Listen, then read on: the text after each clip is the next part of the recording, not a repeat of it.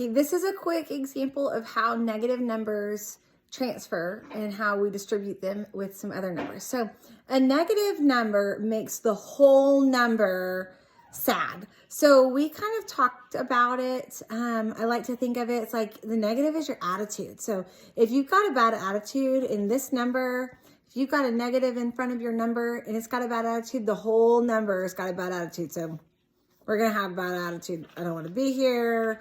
I'm really upset. So it doesn't matter if I am standing here in my living room, I've got a bad attitude.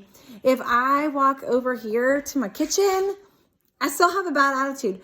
This negative goes with me no matter where I go. So maybe I'm the number 3, but I've got a negative in front of me. So my attitude's going to be bad. It's going with me. Now, when I pair it up, when I decide to pair up, I might get to be paired up with someone who is positive or someone who is negative, who has a bad attitude also, and someone else who might be positive.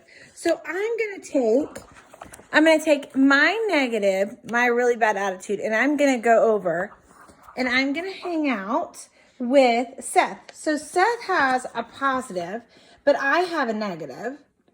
So when we go together, I'm going to give him my negative. So now he has to be negative and he has to have a bad attitude. Okay. Now, when I go over to my very sad friend already, who already has a bad attitude, and I give him my negative, because remember, I am giving my negative, what happens is that you can see through there, our 2 negatives get to pair up and we get to be a positive. Okay. Now, if I go back over again to my other friend who's positive and I take my bad attitude makes him have a bad attitude too. So then he's also a negative.